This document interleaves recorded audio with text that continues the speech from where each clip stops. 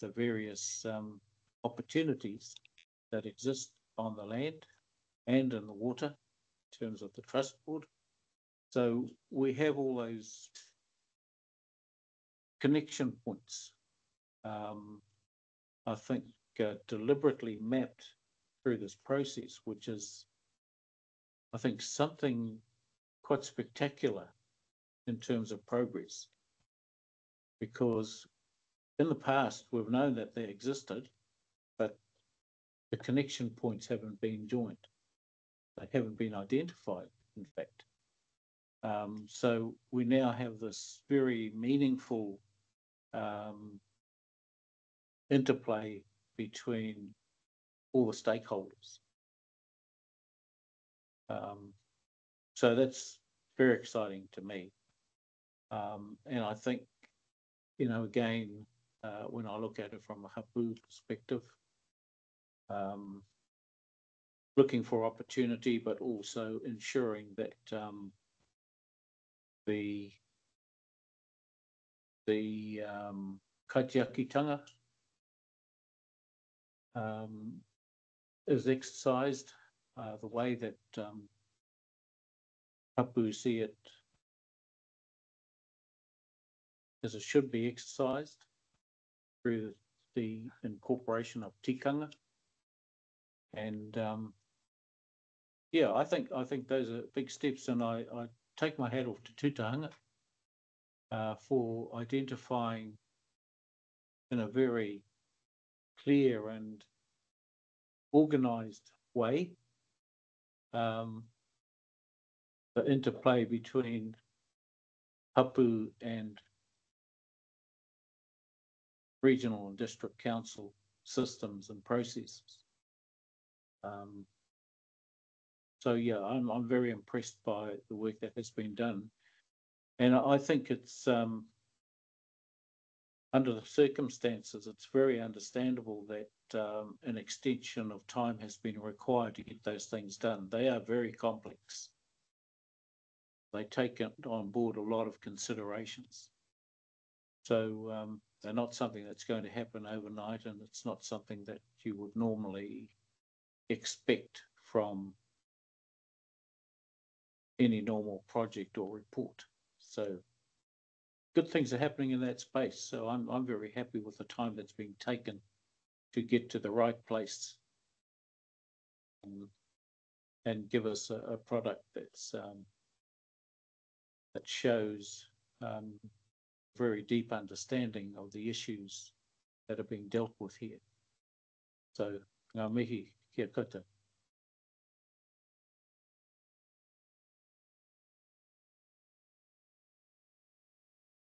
Are there any more comments from anybody online?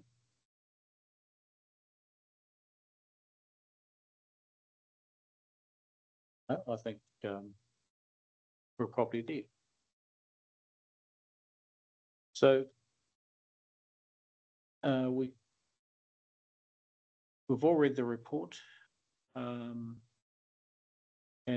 we all understand from the discussion that more time has been required. So I'd like to have the report progress update on the implementation plan received. Moved. Second. I'll make it a second. Kevin. All those in favour? Aye. Aye. Aye. Aye. Against? So that's carried. Thank you. The next one is the I've got to juggle my stuff around now that it's been cashed. Okay, so the next one is the update on freshwater policy.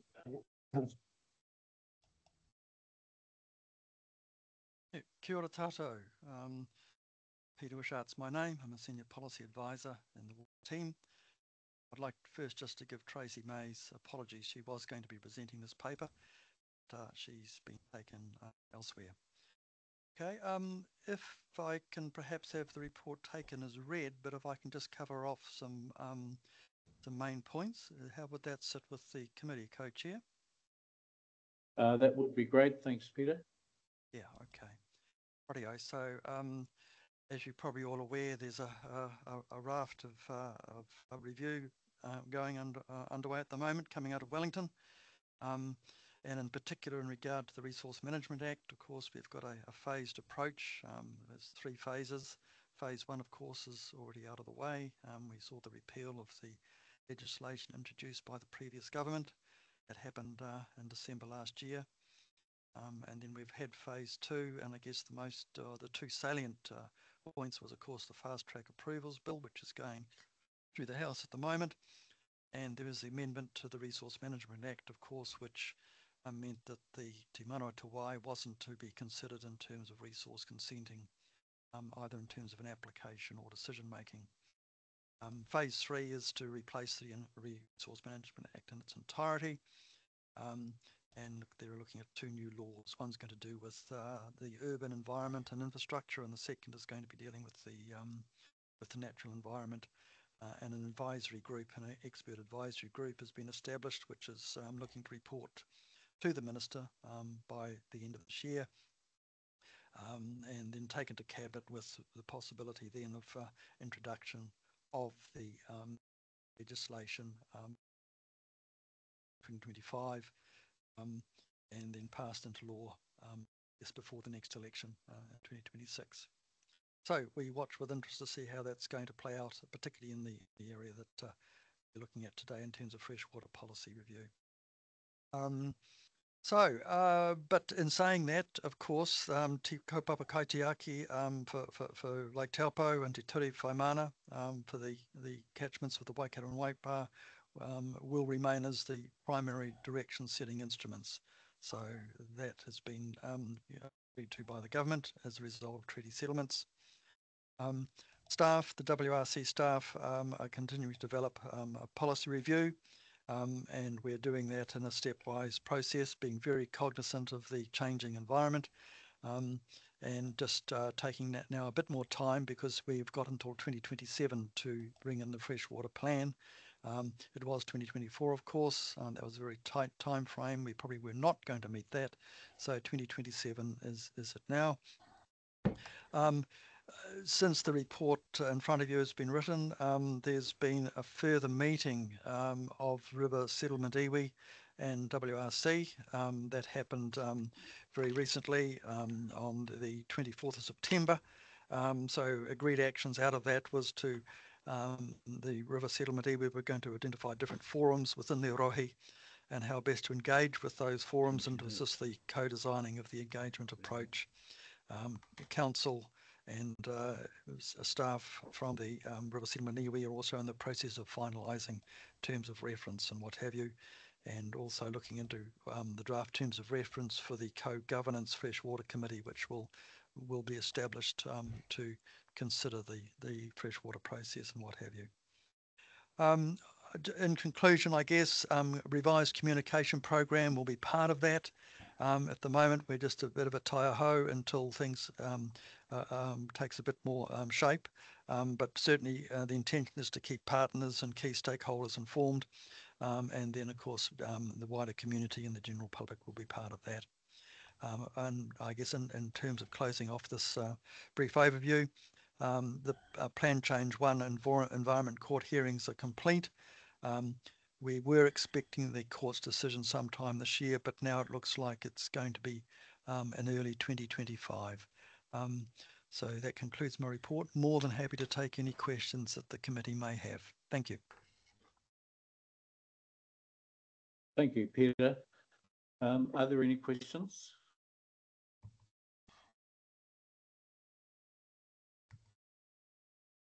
Okay, Peter, I have just a couple of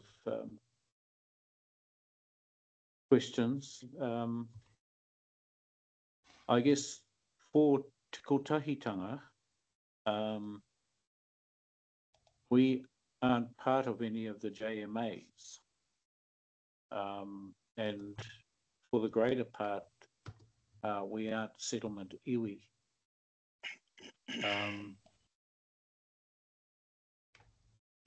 Because of the lake and all the rivers outside of the Waikato. So it's important that I think if we are reviewing documents like the regional policy statement, then we need to be having a forum that interfaces with the regional council.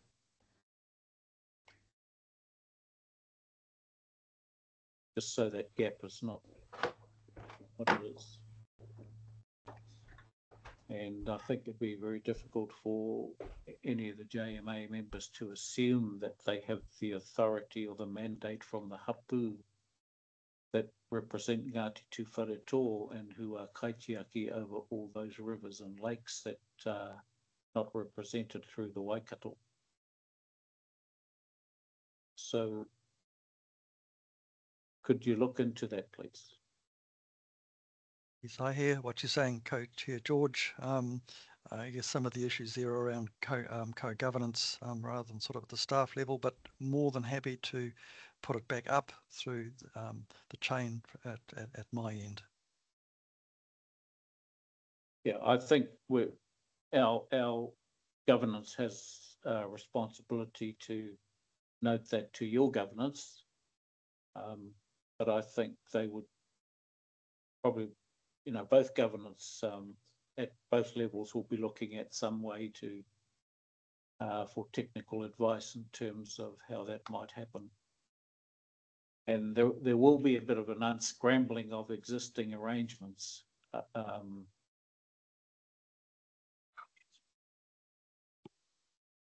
ora.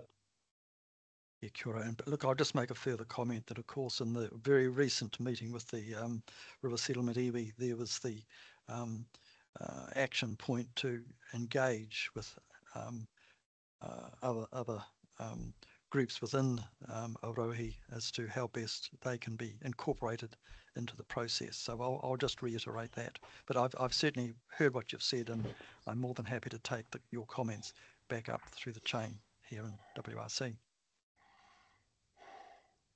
Just to follow on from that, if you want, or Māori might want to answer that. Clause 22, it actually says to note Kānapanapa will be actively involved with freshwater management, including decision-making process. Does that uncover it?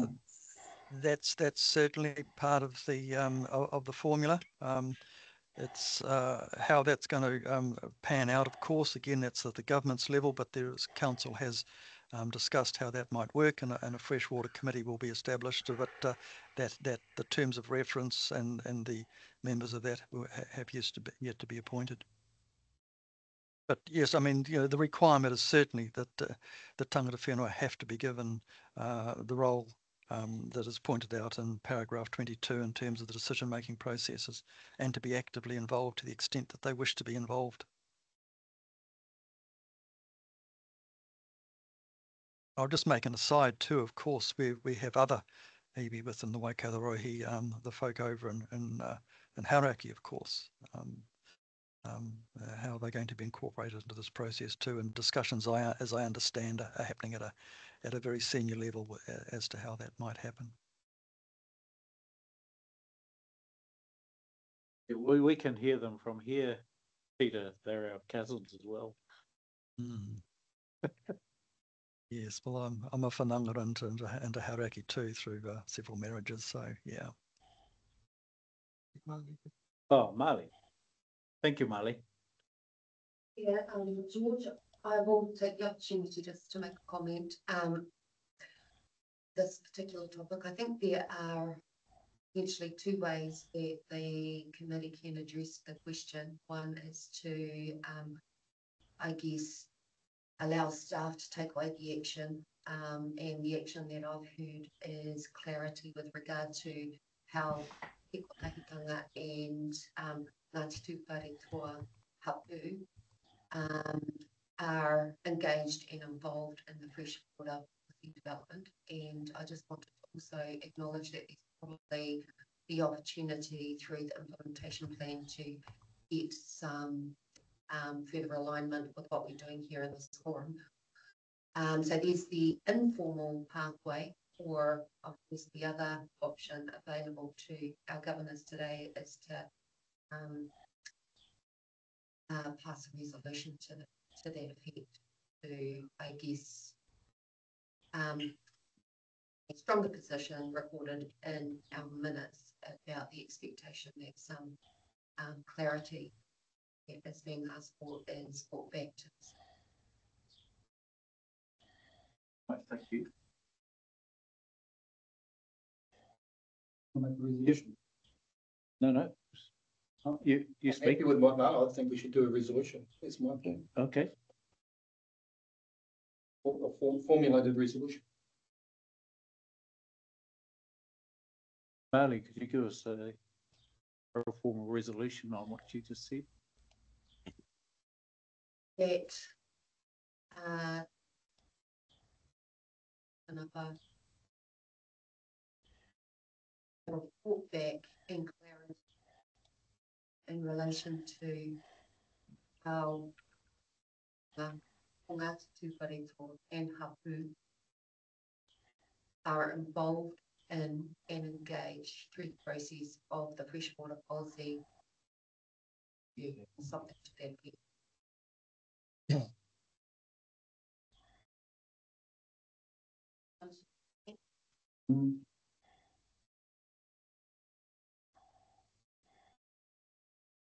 Make sure it's recorded. Question from Kevin. Comment in the question. Absolutely support that. I think we've had the discussion. It makes sense. I think, Robert, for taking action, I think it makes sense to act on what we've heard rather than defer it for another however long. My only question would be, is TKNT the only other group not included, or should we cast the net wider? With at least put in there with And Hapu, but is that Hapu specific to Wharetoa, or For this forum. for this forum? Okay, that's fine. So long as we don't find ourselves at the next meeting going, we have another hand up saying me too. I think it would be good to cast it sufficiently wide that we include everyone. Yeah. Yeah, just in answer to your question, Kevin, Te Kōtaitanga is the mandated authority of Ngāti Tūwharetoa. It covers not only Hapu, it covers the whole of Tūwharetoa, including the landowners, and that was through a mandating process that was unparalleled in Ngāti Tūwharetoa. So if anybody else puts a hand up, that's fine, but at least, Tūwharetoa is being represented if Te Kōtaitanga is there. And thank you, Chair. That's the clarity I was seeking. So that's really helpful. Thank you. Chair, I'll move that. I think that as long as it encompasses every body and every entity that's within the context of the Te Kōpu Kānapanapa agreement, and that ensures our transparency back to everyone and our representation of everyone that's within the umbrella of the document. I'm quite happy to move that, Chair. Kia ora. Kia ora te ngaihe. So te ngaihe I'll second. move. Who second? Seconded by Wiari. Yeah. We already second. Bloody hell.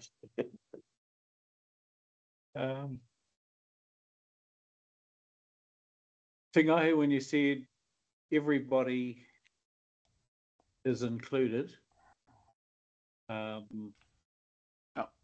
mean, we can oh, sorry. no, clarify that for us, please? Within the definition and intent of the document, of the agreement. So there are other things, so that it encompasses everyone that this agreement is supposed to encompass. All right, so for Te Kōpu Kānapanapa, that's the total catchment. Yes, yes. And that will include other iwi groups. It may, like ones that have interest that are within the definition of this document. An example is Ngāti Rangi, but they have, you know, it's the definition of their engagement in this document is an at-place one. Yes. So that'll be Ngāti Rangi, Ngāti Tahu Whāua. Yeah. Maniapoto.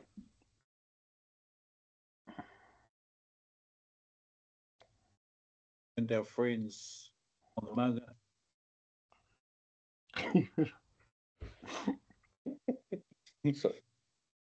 Sorry, Chair, that's kind of where I was going with how wide we cast the net.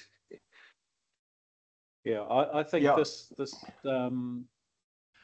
particular resolution does not exclude other iwi in the catchment. Yeah. All right. We're just speaking for Ngāti Tuwharetō at this point. Yeah. I agree, Chair. And I think as you've just alluded to our responsibility under Te Kōpu Kānapanapa, which is the total catchment, to ensure that other iwi groups have the right to speak for themselves as well. Yeah. Kia ora. Ngā mihi.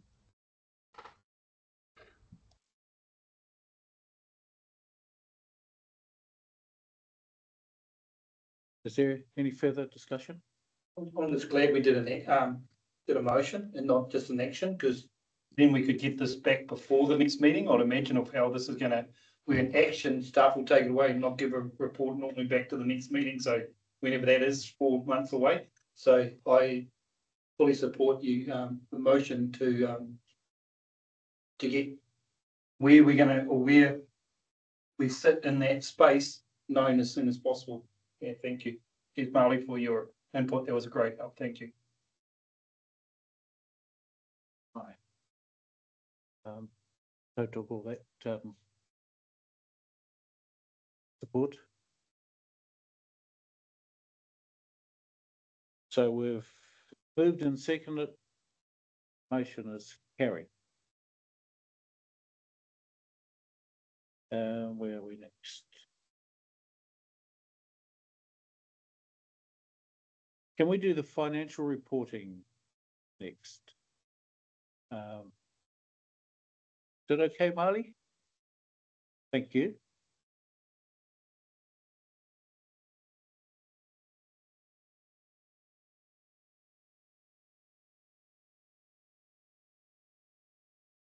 And so going into the financial report on the agenda, it is on page 133.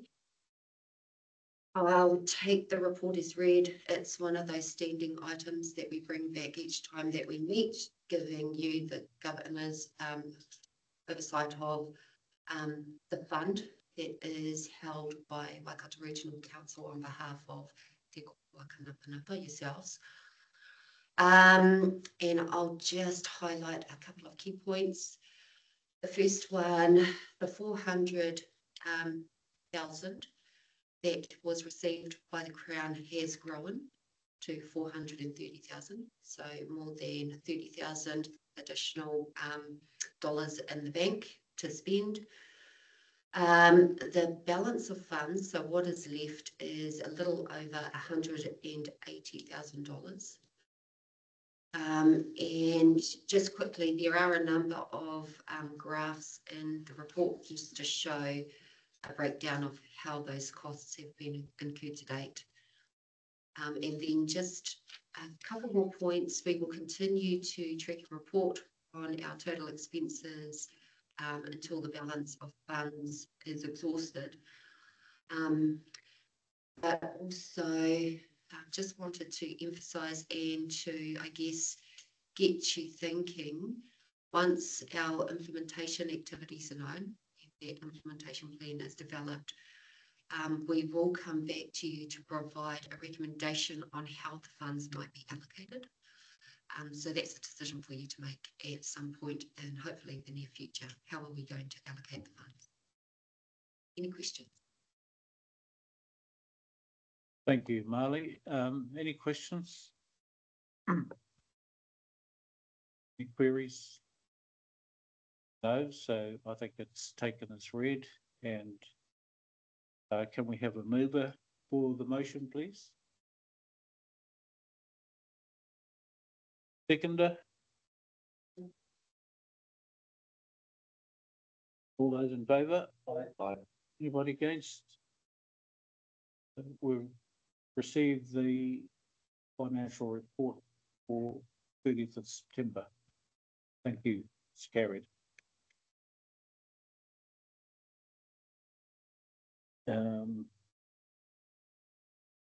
Next item, review of the CDM group plan. And I think, Roger, are you still there?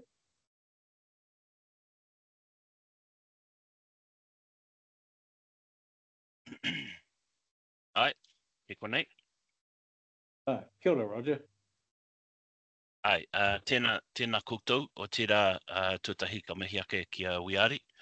Te kai uringi o tō tātou waka wairua te rānei kia pai ai tā tātou hui me te ahu nei kei te pai te haere. Hoi no e mihi kia kutu katoa te chair, George, me ngā kai kauni hera Robbie, Del Cookson, Michael Downard, tērā koutou e noho ake rā, ki te hoki au i a te ngaihe kei runga i te ipurei. Nai, tēnei mātou ka mihi atu. Me aua mihi hoki ki o tātou mate, tērā mate i roto o Raukawa, te tama Anaru Begby, o tērā e tangi tonu hi ana, tō tātou kingi Māori tūheitia, hoi no tai atu ki te ari ki nui te kuini nāwai hono i te pō. No reira, ko aua mihi, ko aua tangi, tēnā koutou katoa. Just thank you very much. I'm going to, my part is very small. I'm just going to hand over to Vicky Cowley and Mark Bang, who are going to present a verbal presentation to you. So without further ado, hand it over to them. Thank you. Kia ora, Roger. Tēnā koutou. Ko Mark Bang, toko ingoa, he partnership team leader ahau o te Waikato Civil Defence Emergency Management Group office, and I'll let Vicky introduce herself. Tēnā koutou. Ko Vicky Cowley, toko ingoa, strategic planner at the Civil Defence Group office. We're just going to thank you for allowing us to speak to you today. We're just going to share our screen. Vicky's going to has got a slide pack that she's prepared, and we'll each speak to those. So hopefully you can see the slides.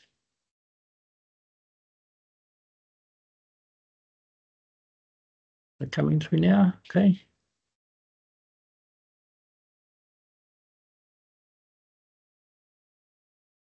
Can you see those, Roger? Yes, I see a picture of a tent and a starry sky. How about a small island in a large flooded area now? Yes, we do. Yes. Couple. Carry on. Yeah, thank you. We're here to talk to you about the review of our strategic document, which is underway. It's called the Civil Defence Emergency Management Group Plan. And I'm going to talk about the context of civil defence emergency management and the group plan, and then Vicky will discuss the plan development next. So we recognise the importance of iwi and Māori being involved and in the development of the group plan and their influence, your influence in the development of the objectives for our draft strategic plan. Thanks, Vicky. The national, in terms of the national framework, the Civil Defence Act sets our legislative framework for this review, and one of the key documents for us to be mindful of and to reflect in our group plan is the National Disaster Resilience Strategy. It's a very aspirational document. It's a 10-year strategy, and it applies to all of government, and it has a very heavy focus on wellbeing outcomes. And the strategy recognises the importance of Māori worldviews and advises the need to prioritise integrating Māori perspective and tikanga into the emergency management system throughout greater recognition and understanding of iwi Māori contribution in emergency management. Now, the strategy doesn't have a national roadmap to guide us. So in the Waikato, we need to work towards delivering that strategy through our group plan. And so that's what we're undertaking now. And in that, we're going to build recognition of the kaupapa Māori and tikanga Māori in resilience and in response and in recovery. Thanks, Vicky. The national plan is a document which sets out the roles and responsibilities of many agencies across the 4 R's of emergency management. When we talk about the 4 R's, we talk about being ready for emergencies. So that readiness happens at home, at whānau level, at marae level, at organisational level, across many agencies involved in emergency management. Then we have the response. That's the easy one that we all think of when we take action to respond to an event happening in our place. Then we recover from that response, and it can last quite a long time. And then we also have risk reduction. So they are the 4 aspects of emergency management when we talk about the 4 R's. Our plan needs to be mindful of those 4 R's, and so that's the context of that plan. When we talk about the Waikato CDM group, this is the area that we're talking about. It's there are 16 CDM groups across New Zealand, and are based on regional council boundaries, give or take. You can see that we are around Rotorua and Taupo. The boundaries differ slightly. That's just to reflect the sensible, it's more sensible for the Bay of Plenty to take in that part of the Rotorua district and deal and manage the emergency management in that part of the Waikato region, and vice versa. We take in a little bit to the southeast of the Bay of Plenty area. The Waikato group spans from Tamaki Makaurau to south of Taupo, as you can see from the map, and from the west coast of Moko through to Puaha or Waikato, and right through to the eastern coast of the Hauraki. It's one of the largest groups, and there are 11 councils involved in the group area, including the Waikato Regional Council. And it's one of the biggest groups geographically in New Zealand. It's very complex. We have all of the natural hazards represented in New Zealand are present in our group area, right from earthquake, volcanic, flooding, you name it, it happens in the Waikato. Thanks, Vicky. This is how this slide shows the structure of our Waikato CDM group, and the group is responsible for coordinating and collaborating across the emergency management system and implementing policies that benefit the communities in the Waikato. The Joint Committee is the governance structure, and that's legislated in the CDM Act to be the mayors or chair of each local authority in the group area or their delegation. And the other part of the structure that is legislated is the coordinating executive group, the KEG, and they are the chief executives of the councils or their delegated representative.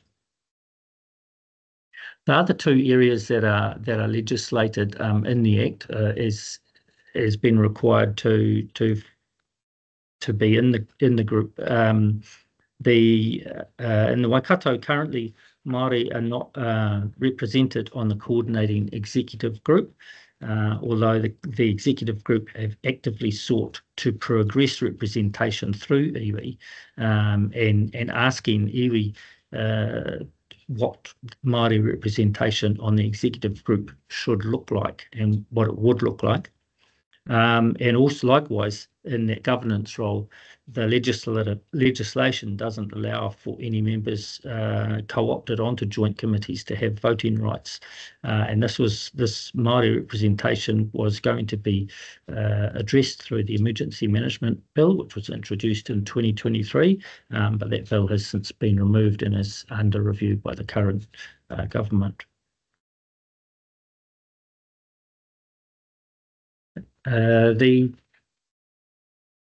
Going to hand over to Vicky now. She's going to talk about the development of our strategic plan.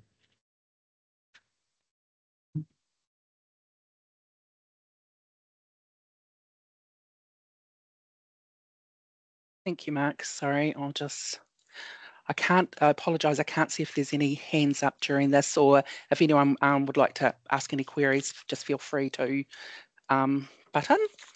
Okay, so the group strategic plan, this is what sets our direction for the next 5 years. It provides the focus for emergency manager in the Waikato. On the screen's the front image of the current plan, which has got us to this point, but we need to reset focus for the group and the direction for emergency management, because it needs to have an environment that supports to help build resilience of Māori and the greater Waikato community. Okay.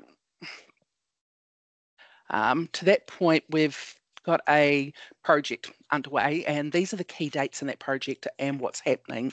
And as you'll be able to see from the timeline, the top 4 rows is what we've currently got concurrently going. And I suppose I'll just start off with the first one. There's a community feedback. It's not engagement, it's just a feedback survey, but that closes on the 31st of October. To date, we've received just over 600 responses to that. So hopefully to get a little bit more. And the other part, the iwi engagement and partner engagement, how we're intending to undertake this is through attending meetings like this. It's socialising what we're doing, asking for input. A particular focus is through our member local councils. As they hold local relationships, they deal with iwi and Māori, with anything to do with the whenua and all that currently. So the group sort of sits in behind and will attend, support, provide, whether that's in person or through resources, and to enable, like just ongoing korero to input and influence those strategic objectives. And the 31st of January, so it is a mandated process that we have to undertake. So we've extended this out as far as we can to hopefully get some really good input and to give time just to sit down and talk. Okay, now the group plan has some overarching principles. Mark's already mentioned the National Disaster Resilience Strategy and that we must align to that. We want our plan to be Waikato relevant though, so it's not just a replication of what happens nationally, but the strategic plan, it's high level, so it has no operational level taskings in it. Okay. And from that National Disaster Resilience Strategy, this is where we're at. So the vision is that alignment with the national policy. So we're looking for a disaster resilient Waikato, noting though that there's space here, this could be underpinned with some extended commentary on how, and that would be a great avenue to have some feedback from iwi, what they see would underpin that for them, because getting that at that top level will give the plan really great direction. The goals are the 3 goals from the National Disaster Resilience Strategy, but how we localise it to the Waikato is how we will do that. Okay. Okay, so the opportunities to improve the new plan. So this is where we're seeking your contribution because we want the plan to reflect the strategic priorities of iwi.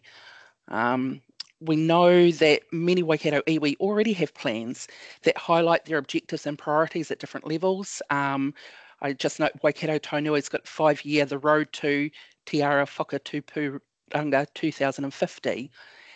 And just through working together and sitting down and talking, we can ensure that the challenges that Māori have faced and aspirations are captured in the focus of our plan, and this plan then supports the desired outcomes of Māori.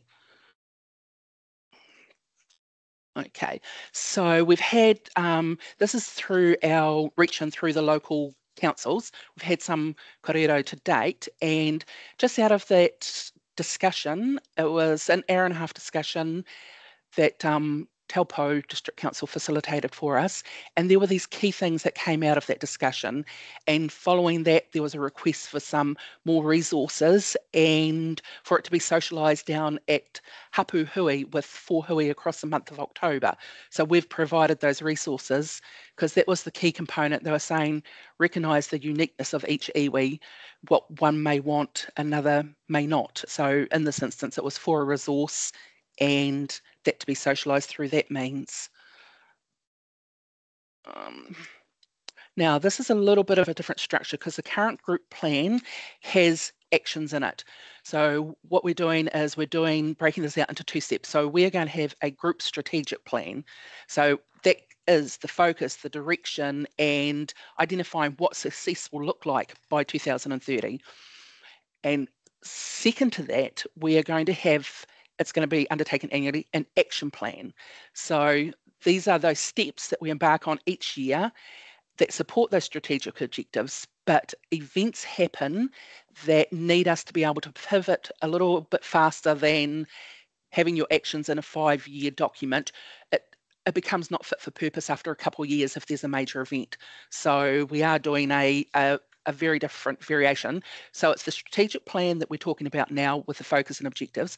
Once that's developed through to the draft stage and adopted for consultation, this action plan will start to develop in support of those objectives. So there's another level of input there and opportunity. Okay, and that's what we need to ensure that Māori and iwi have a mechanism into those prioritising those agreed steps each year. And this is when it comes back into the office of the local authorities. That's how the members are going to undertake their tasks. And this is recognising the uniqueness of each council and each member to the group. Okay, and I've just got one further slide that isn't particularly in relation to the group plan, but I would just like to take the opportunity to socialise it if I may. And this is our adopted regional CDM Māori framework. So this framework was developed during the COVID response and gifted to the group to guide us with the Te Ao Māori lens, so that when we activate under the coordinated incident management system, which is the framework used across all government agencies to achieve effective and coordinated responses. This tells us how we should be implementing things with a Te Ao Māori lens. So it's just a guide for us. And that's the last slide in there. So I'll just, one moment, stop sharing my screen unless anyone wants to.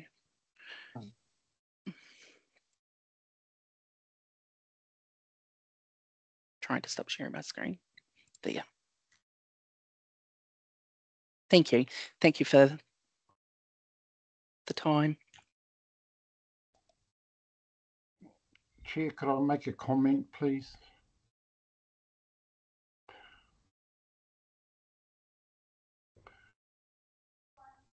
Kia ora, Te Kanahe. First, ngā mihi mō tō mihi, Roger. E mihi tēnei ki a koe, hoki, Mark, Vicky.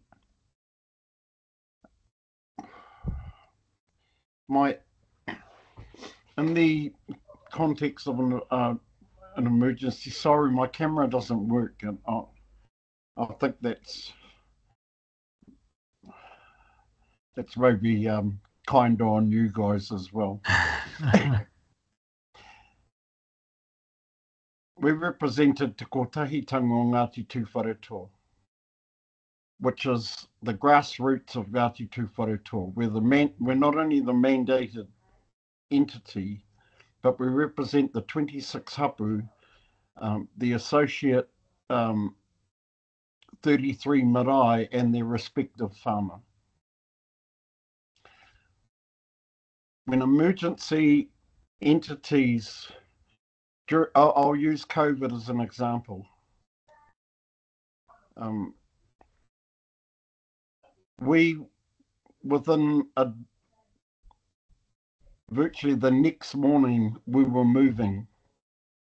We were not just moving for Ngāti Tūwharetoa, but everyone that lived within our rohe. Our marae, our hapu were being mobilised, but we had no real direct avenue of communication with you guys.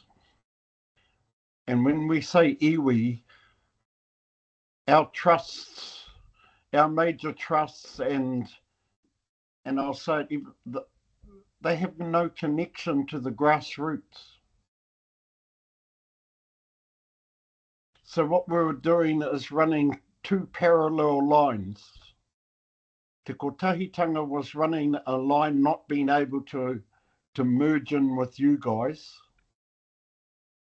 And you guys and the rest of Tūwharetoa, whoever were representing iwi, were in the main there for political reasons, but they became the recipients of most of the funding.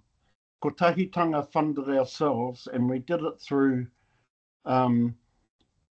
we actually did it through moving people. We worked with Tūwharetoa Health, we worked with the food banks, our hunters were providing food into the food banks, and through our tribal intra-connections, we were pumping food into those food banks in Taupo, Tūrangi and Taumaranui.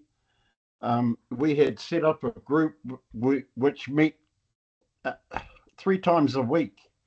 We had a war room. So what we did was we identified the need. We concentrated on getting qualified comms out to our people, meaning, you know, what came from government. There was so much fake stuff flying around. So we were ensuring that they were getting qualified comms. We had set up a war room where most of our people make up the majority of the Decile 1 demographic. So but they could reach us through texting. We had 4,000 people texting. So because we met with the NGOs and the social health services. I think we had one of ours, Bub Smith, was with you guys. we had set up a group where we could sort of, in the war room, put a pin into the map and direct the appropriate services to that pin. So that it wasn't a scatter, like a lolly scramble. We were directing straight in and keeping people, trying to keep them as assured or feeling as safe as possible. We identified in that period, in the first week, many within Ngāti Tūwharetoa, kidney disease, cardiovascular, cancer, degraded immune systems, respiratory diseases. Amongst our pakeke, almost 25% have had 2 or more, which really made them dependent on having to go to Rotorua, Hamilton hospitals. So we had to organise vans and somehow get through the bureaucracy of that or deal with it. Again, this is not exclusive to Ngāti Tūwharetoa, to anyone that contacted us. We identified that 1 in 8 live in overcrowded housing. We identified also that many of the people that were locked in their homes were locked inside with monsters. Many of the women and children were locked inside with people that were drinking. It just wasn't safe. So we had to find a way to deal with that as well. The health services were already strained. Many that were reliant on or dependent on some form of external support. We had to try and find some way to do that. We did it through our networks. We had a whole large sectors of the community that were they were disengaged from societal norms. Huge, the distrust. Whether that's right or not, that was actually a fact during COVID. So we had to find some way of reaching them. And while we're doing this, receiving nationally important televised or whatever updates, and then trying to get through to these people who were getting their information from Facebook. Many of them didn't have TVs, many of them were. But the hardest part is, the hardest part actually did us a favour. We were outside of the norms of, despite many pleas to the Crown, as the Settlement Trust, everyone went to the loudest squeak gets the oil. So we just put our heads down and trucked on. We managed to get food packs out, firewood out, deal with medical needs. We logged in over 5,000 responses from us through a team that we'd made up that didn't need funding. We just needed to coordinate. These were made up again from the NGOs that work within the social and health, Tūwharetoa Health, our food banks in Taupo, Maggie Stewart here in Tūrangi. Some of them were kind of Dad's army, but they, through us forming that forum, the forum was input and action, and we managed to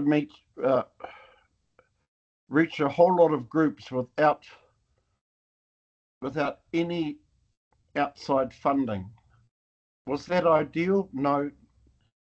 We know a lot of funding went into different groups. We never saw the fruits of that funding actually hit the ground. We saw camper vans and we see all the rest of this and that.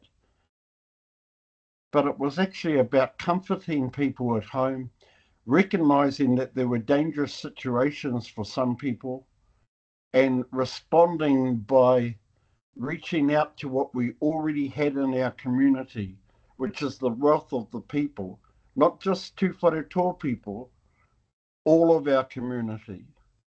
And we formed a response group. We had people here in our office manning the phones. I mean, most of these guys were texting us. So through that, we were able to send the appropriate services to the appropriate places, or ensure these ones had food, these ones had water. And it would have just been great to have been part of you guys. But other than Bubs, who is we love Bubs dearly, it was very difficult because we didn't have the loudest squeak. So in the end, we just carried on. And our chair, who's present here at the meeting, Weari, in our frustration, we only got so much back in the settlement. We've got quite a small settlement in Quantum. And Weari just said at one meeting, damn it, we'll take $1 million out of our settlement money and throw it into helping the community. We didn't have to do that. We just used the power of people working together to offer each other. So we had all forms of our community. We don't usually work together, which is wonderful. That was the great byproduct. But if there's another emergency, and Bubs was instrumental in the evacuation planes the first time the Maunga went up. And also we had our 33 marae wherever available. The sadness of that was it wasn't getting through to you guys to say that these are available. We were getting firewood out to people because it was winter. Again, firewood went out to anyone that needed it, regardless of whether you were Tū Whare or not. So we linked them to what we had on the ground. And we know the great work that you guys do. And we hope that next time, Te Kotahitanga o Ngāti Tū Whare will be at the table. And not the ones with the loudest squeak. But in the ending, I just want to say, we appreciate what you do. We really do. And it was just sad that we didn't actually get to work together. That's me done. Take care and thank you. Thank you. Important points, and I think response effectiveness is really something that will happen a lot more effectively if it was coordinated through the appropriate group. And also, I think you made a good point about maraes. Their point of gathering for people evacuated from their homes in emergencies. Some of those marae are struggling to actually provide for the visitors at the moment because they need upgrading in different areas, and sometimes the services just aren't working as effectively as they should be. But it happens. And it's good to note that there's an infrastructure there that's working very effectively, and that's based on the community, members of the community knowing where people live, what their condition is, and how to communicate with them. Because with all the great planning in the world, sometimes you cannot do that and achieve that without that local knowledge. Does anybody else want to talk to this matter? Just one final point, George. And Mark, Roger, Vicky, we managed to get almost 5,000 1 kilo packs of venison through our hunters. Okay, there might have been some venison that looked suspiciously like mutton, but we never mentioned that. And what the other thing we focused on was, because of the NGOs and the health, we went to great lengths to keep untrained whānau out, because they were all willing to run out there and help. But they would have created a problem in themselves. So through working with the NGOs and Tū Whare Health, everyone that engaged with these households were all trained, you know, in the COVID whatever, rather than having 10,000 whānau members out there running around trying to kiss their nannies and aunties and whoever every time they delivered food. But, you know, hunters that, there's a local hero here in certain ways with the Seeker Club. The Seeker Club, Cam Speedy, guys like that, and our hunters, though our hunters did mistake woolly things for deer sometimes, but we meant it, that they did do a great job. Next time we'll do a great job together, because you're a great team. Take care. Thank you, Chair. Kia ora tingai. So I'm going to ask for mover and a seconder for the report.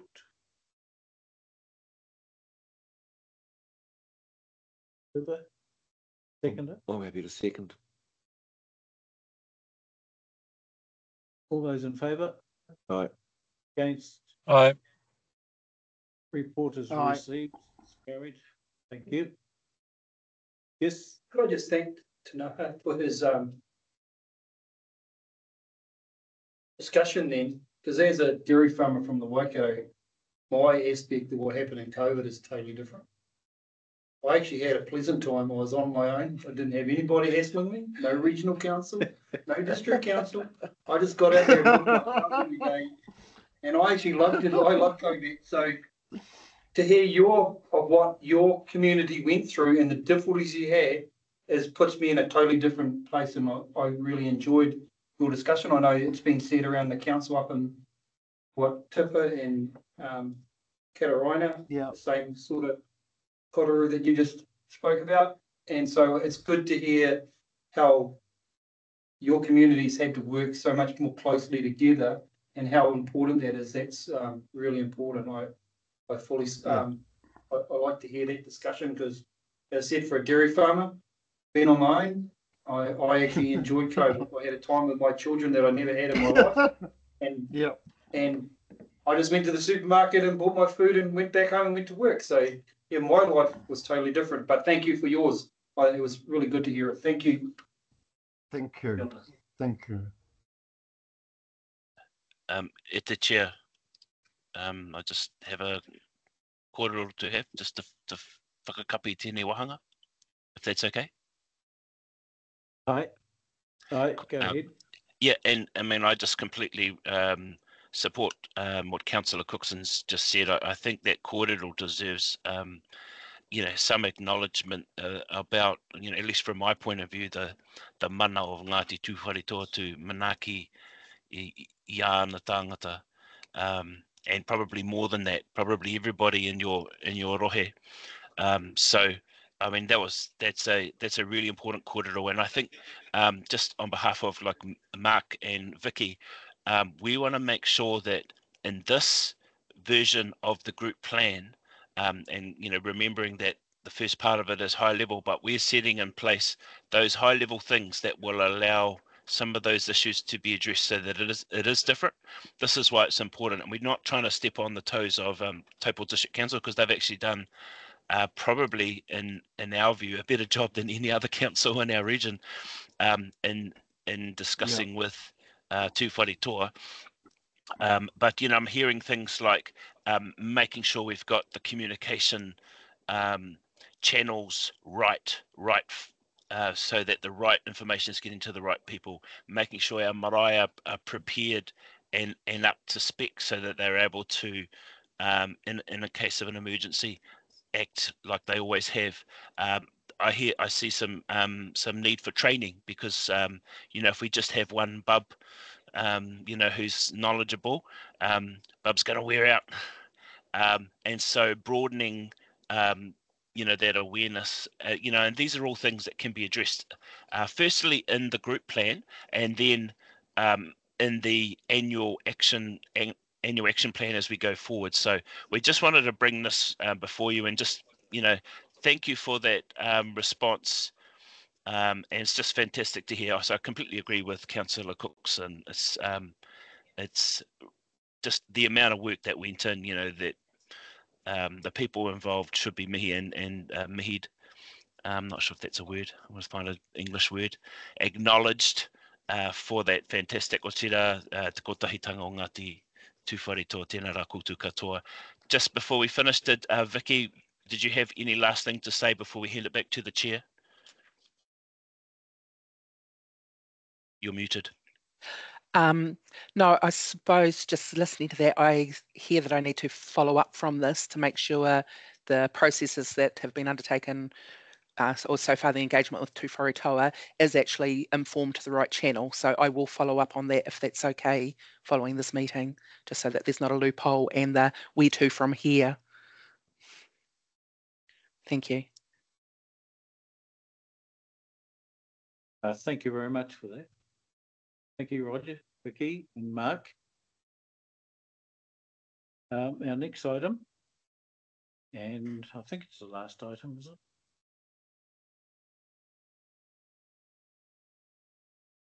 Kia ora. Integrated Catchment Management Plan. Tēnei koutou, ko Deborah Nicol tōku ingoa, he Zone Manager aho o Waikato Regional Council. Good morning. It's almost afternoon, isn't it? Good morning, Mr. Chair and committee members. It's a pleasure to be here to present to you today. I'd like to please kindly ask you to receive the report as read, but I do have a short PowerPoint presentation so that I can highlight some of the works that we are doing in integrated catchment management in the way of catchment and river works, plus biodiversity and biosecurity. I know Patrick Whaley is also online. He's the manager of biosecurity and biodiversity. He'll make comment at the latter parts of the presentation. But Mr. Chair, if that's okay, I may share my screen. Yes. All right. Thank you. Can you see that? Yes. Yes, we can see that very clearly. Great. I can get to roll. So this is just a brief summary. It'll include some outcomes, regional outcomes. It'll highlight a bit about our catchment new works, catchment maintenance program, touch on river management, maintenance and flood protection, and then of course include biodiversity and biosecurity, pest, plant, and animals. So to begin, it's really important to acknowledge the outcomes of Waikato Regional Council over its 8 zones. In this past year, 296 landowners were involved in restoration projects. And the tallies for new fencing, stream banks, and native plants is quite impressive. There is 147 kilometers of new fencing that was erected and supported with funding for landowners, 98 kilometers of stream banks, 433,000, over 433,000 native plants were introduced, almost 10,000 supportive pole plants, which might be poplar poles or willows, 215 river management structures, and all in all, 939 hectares of land that was permanently retired.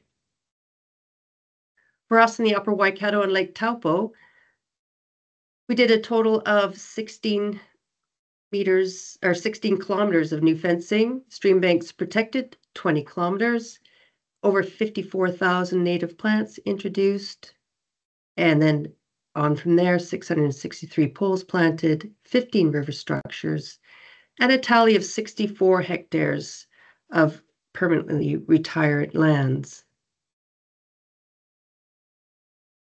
This is a table that just shows the 7-year accumulations over the 8 zones. So regionally, in that 7 years, 1,582 kilometers of new fence, 4.5 million native plants were introduced, 8,442 hectares permanently retired, and a large number of landowners. You can see 2,460. Now that might be a bit of double ups because that incorporated landowners that we might have worked with for 1 or 2 years. But those are impressive numbers. Now this slide represents ideally what we look for when we're looking for catchment new works.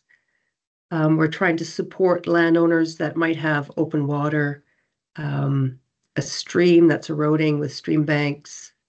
So this is an example at a trust farm. This is at the headwaters of the Kuratau Awa. And WRC is supporting with fencing off of 2 wetlands on this farm. And in this particular spot, we helped fence it, and 1,200 plants were introduced in August of this year. Now, a large part of our work program is with maintenance. So it's important to note that the Lake Taupo Catchment Control Scheme, which began in 1973, was a scheme designed to control erosion and soil nutrient loss, especially nitrogen and phosphorus. So the intent of the scheme was to protect eroding and erodible stream banks, steep lands, and pastoral areas.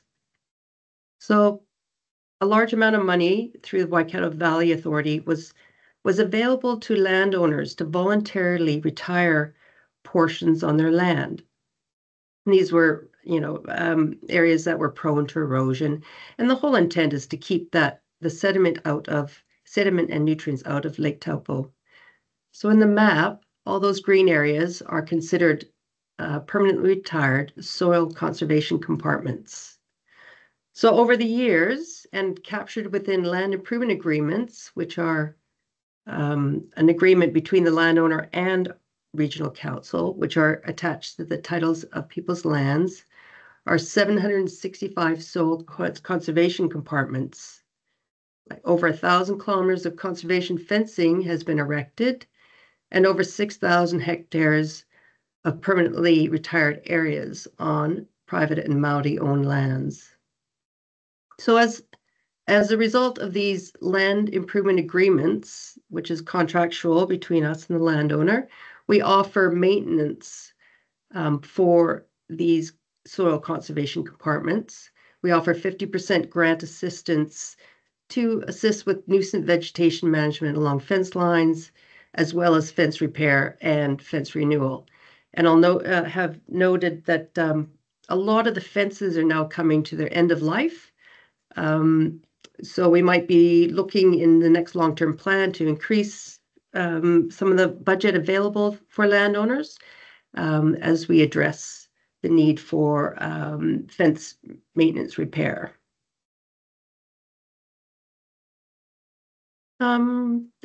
After a 3-year of vacancy for a river management officer, it's really great that we're seeing some works on the ground. This is the Tauranga Taupo awa. We are finding that there's erosion happening on outer bends. We've had significant storms over the last few years, and with high flows and high lake levels, we've experienced some bank erosion. Many of you might be familiar with Project Tongadero. It's a community group that has introduced over 42,000 native plants within dock reserves on the true left of the Tauranga Taupo. And we're finding that some of these areas that have been planted are at risk due to breaching of the banks at some areas at high level, as well as the erosion of the banks that's eating into some of these areas. So erosion mitigation that occurred this past year was the building of 12 groins into the outer bends. You can see the before and the after and the completed groins.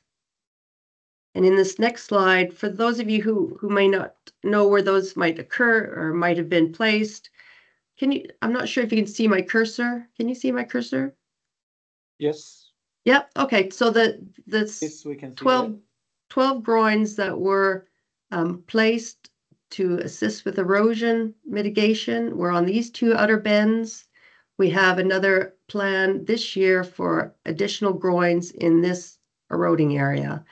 Now, groins in themselves are not enough. On the inner bends, we've done willow control efforts on the inner bends, and we do have a plan in place to continue on with more willow management activities.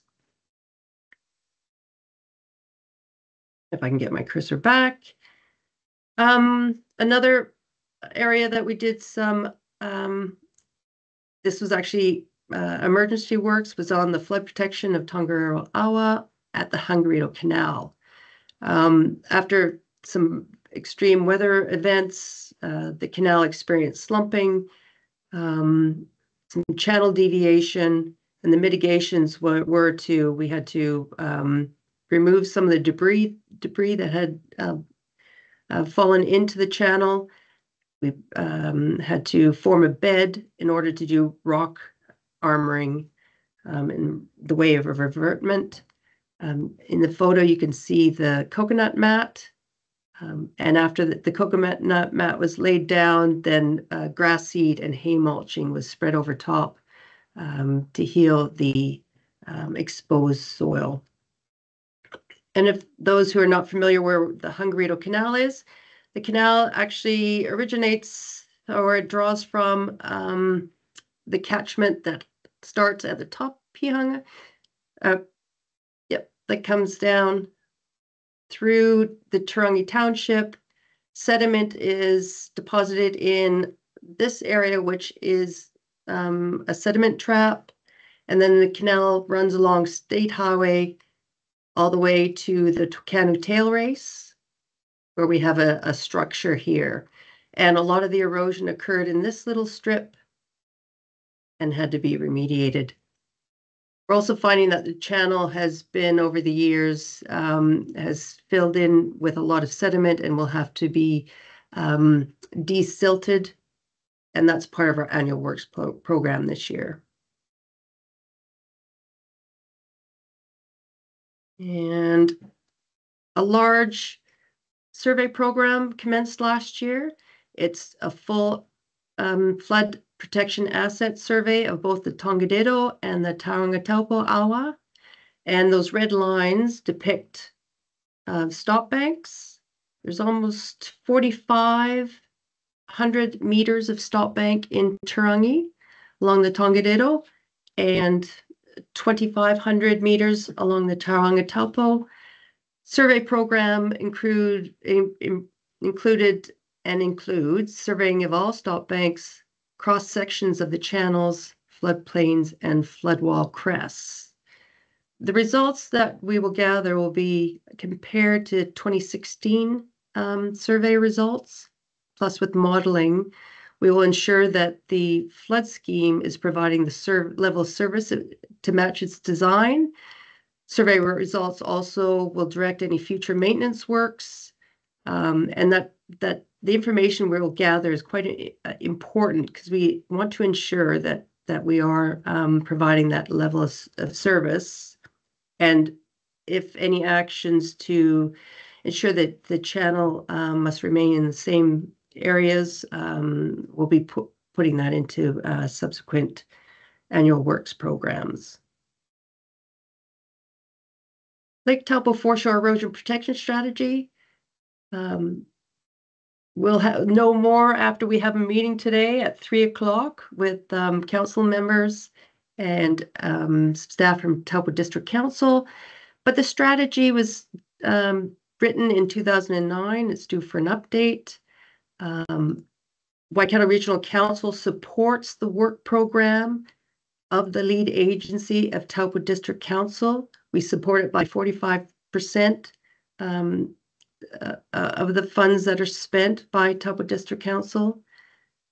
The works that occurred last year was additional backfilling of the rock revetment that was built along the Curacao shoreline in front of those homes.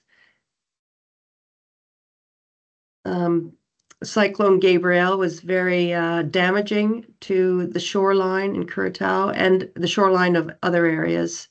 And we will be discussing that at the meeting this afternoon. And as far as biodiversity, I'll speak a little bit about some of the priority biodiversity sites, and then I'll invite Patrick in. Biodiversity work program has 4 main components: priority biodiversity sites in themselves, coast care, shallow lakes and wetlands, and partnership programs. There's 300 priority biodiversity sites identified throughout the region, including a high priority site that sits in our own backyard, being the Tauhara Maanga. The program has 284,000 available, and restoration activities were supported on 46 sites last year. Funding provided to landowners within our area of interest included Craters of the Moon, the Tokanu geothermal wetland, and the Whenua frost flats. And here I will invite Patrick if he wishes to add comment. Kia ora tātou, called Patrick Whaley, Taku Ingoa. So I'm the Biodiversity Biosecurity Manager. I sit alongside Grant in ICM. Thanks, Debs, for the update on the biodiversity side. So I'll limit my comments just to the biosecurity program. We have a biosecurity strategy, we've got a regional pest management plan, and we have an operational plan. They were all approved in 2022. And this is our second year of reporting against them. So we've provided the whole biosecurity annual report in your agenda. If you haven't read any of those sort of master documents, the one I would fall back on is the biosecurity strategy. It gives a really good overview of what we're trying to achieve and how we work and who we work with. Now, the annual report details how we're tracking against all the goals and objectives in those documents. And what we've tried to do this year is add a few more case studies in so that it gives a better view of what happens on the ground, because often these things can be so high level that they mean nothing to people. So hopefully you've had a read and you found those useful. And look, I haven't got any slides on the biosecurity program, but everything's in the report if you have any questions. And I guess just one other point I would make is through the 2024 long-term plan, we had a significant increase in our natural heritage fund from just over $5 a property to $15 a property.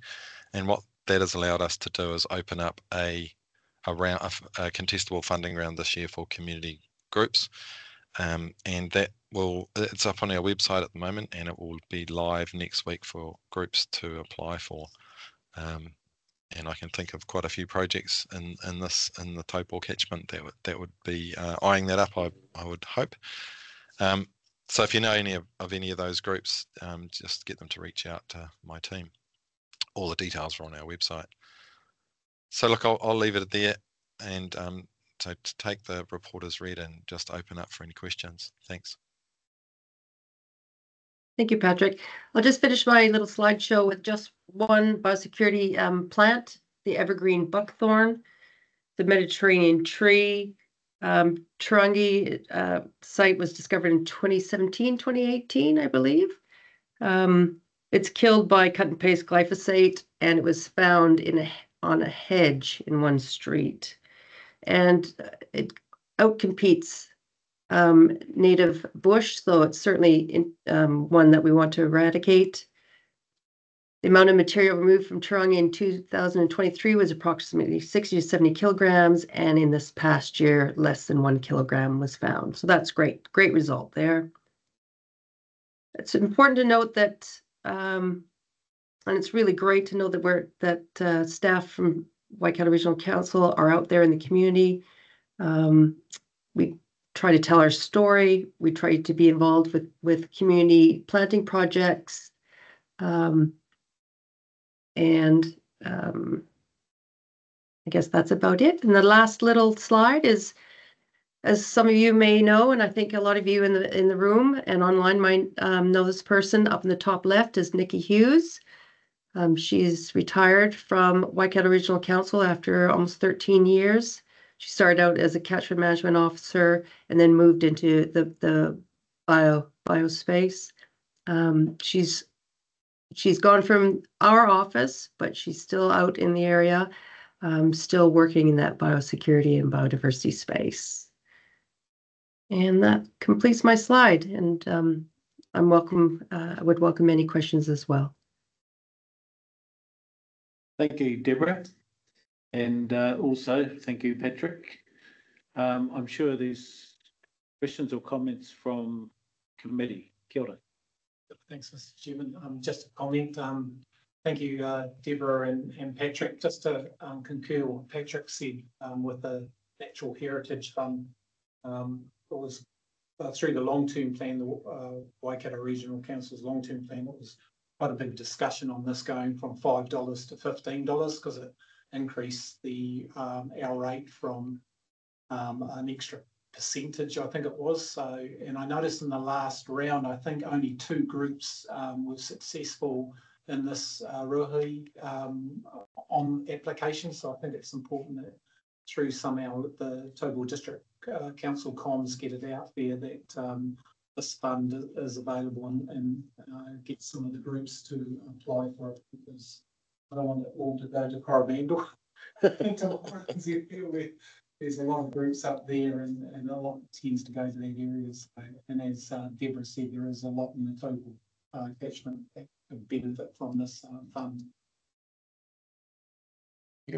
I'll just add on to what Michael's saying there. Most probably you got to understand how the funding is going to be, or how the direction of what we're looking forward to fund, I think. And most probably the sustainable that you're going to be there long term wise is really important. It isn't short term. We want to see outcomes. So I think that's really important with that. And Deborah, there was one question I was going to ask is, you were saying you're doing surveys on the flood protection assets in Taupo at the moment. Are they cross-section ones like we do in the Hauraki and the Waikato, or you're just doing bank design? Or I just want to know how much does it go into the depth that we do up in the Waikato and Hauraki or not? Or is it just because cross-sectional is quite different than just bank surveying? That was all. Thank you. Yes, we are doing cross-sectional. Sorry, I didn't add that. Okay, thanks. Because yeah, that proves that you're scaling it for future stuff. Yeah, more than just capping a bank at a certain height. That's all. Thank you for that. Cheers.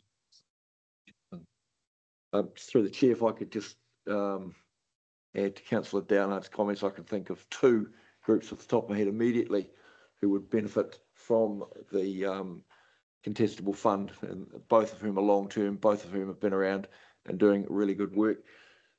So either myself or our comms team will definitely be reaching out to them to knock on your door for that fund.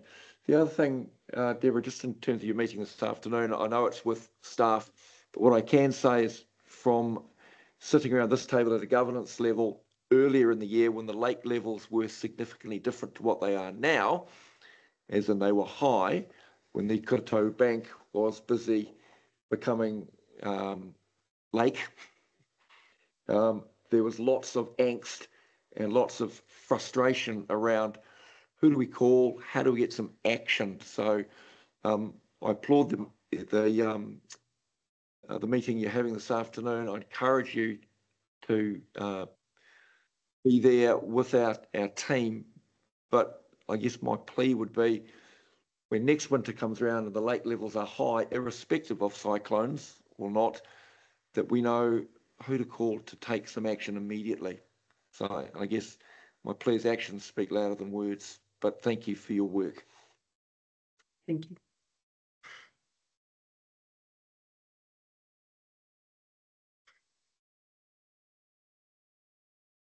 So thank you once again. I think it's been a very interesting report, and certainly there's a lot of reading still to do on my part, but I think you've covered the ground really well. Just in terms of, I guess, this is more around project work.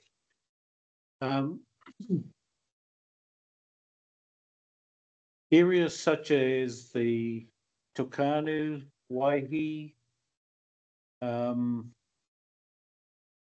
the bays there, those areas are still infested with weed very badly. There's some of our people are still being infected by duck itch and everything else that's there. But those areas used to be an incredible recreational facility for not just our people, but for the public. And they've lost that. And most of our hapu in those areas, Turamakina, Ngāti Karawia, Ngāti Turangi Tukua, and Te Rangita, they really want those areas to be restored back to semblance of what they were in the past. But there are lots of issues there that need to be dealt with.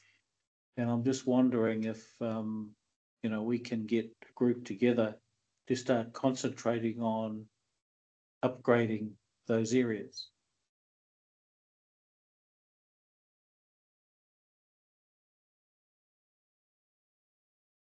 Yeah, potentially. I mean, there's been quite a lot of focus on, I guess, freshwater biosecurity in general, with the golden clams also, you know, threatening the wider region and country. I know we've had lots of discussions in the past. It's just, I mean, we don't have a lot of budget for this and never have. Potentially, it could be something that the Natural Heritage Fund might be able to support, but that's contestable and would have to go through a process. Yeah, so it is, and it's a real tricky issue with the hornwort in there as well. I'm assuming that's kind of what you're talking about. Pretty nasty pest. Yeah, I think that's probably part of the issues that need to be dealt with. But that whole area is incredibly historic and rich in cultural values. So, you know, it's restoration both ecologically and culturally, historically, is, you know, that would be a fantastic project. But it needs to be done in a systematic way. And the first thing that has to be done, I guess, is to acknowledge that there are issues there that there are issues that have to be researched and dealt with, so that if any restoration activity is started or completed, that we know we are starting at the right end, and it's not just a continued issue for debate like it is currently. And there's huge balances there between the ecology and the culture and the history and the recreational part of it. I mean, the bay out in front of the marina, where the tail race comes out, that was one of the richest fisheries in the whole of Lake Taupo. From there right around to Waihi, it's now devoid of the species that used to live there, including Koda, including Inanga, and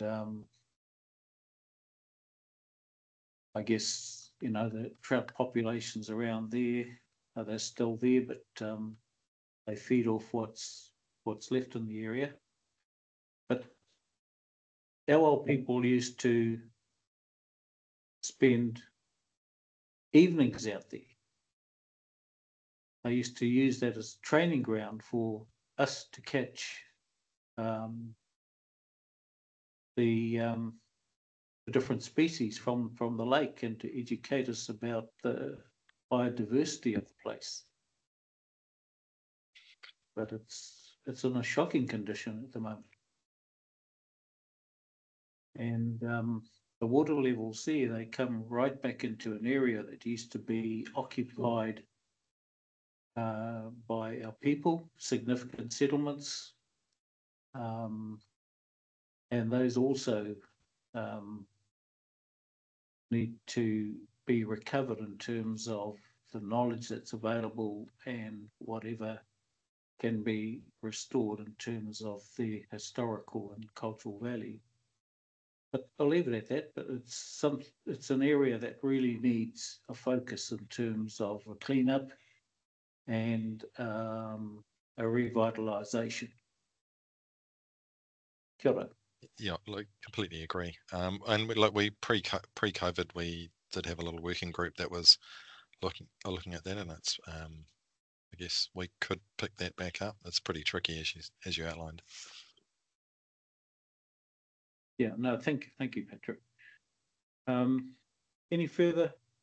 Yeah, could I just add on to that, Patrick? Are these the same sort of pest plants we're talking about as what the Karapiro growing club's having issues with in the Karapiro Lake? Or are they different, or because I know that's come up just recently that me and Warren were supposed to go to a meeting about that as well. So it's just interesting if it's the same issues or not.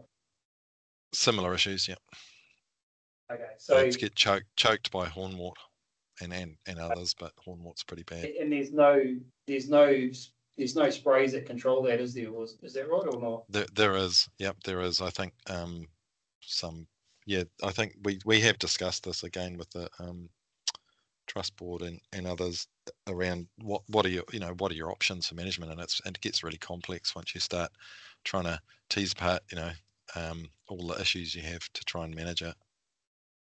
But this isn't one issue just here. It's issues throughout the whole catchment. We have it that certain communities are bringing up now. So it's not one here and one. It's most probably a whole catchment problem, starting to become a whole catchment problem. So yeah, since put a bit of light on it when it's there.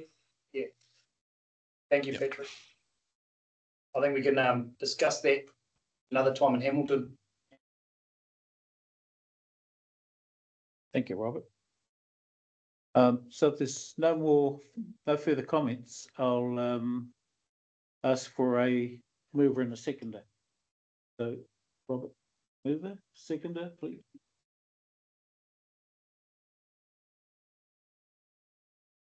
Thank you. All those in favour? Against? Carried. And I think that's our last item. All right, so that's the end of our business for the day. Weari, could I ask you please to close our hui? Given that you opened it for us, thank you for that. Firstly, just acknowledging the contribution of all the speakers and presenters. Thoroughly enjoyable information to be brought up to date on everything. So just acknowledge those reports and that everybody who's travelled down to the office and those who are sitting in a vehicle like myself still got to go home. Maybe we all travel safely and be ready for our next meeting. Nō reira, tēnā koutou, katoa, ke tau te atu whae tō tātou ariki te aroha me te whiwhinga taitangi ki te wairu, tapu ngāngai, ākenei. Hamine, travel safely. Thank you. Kia ora. Thank you, everybody.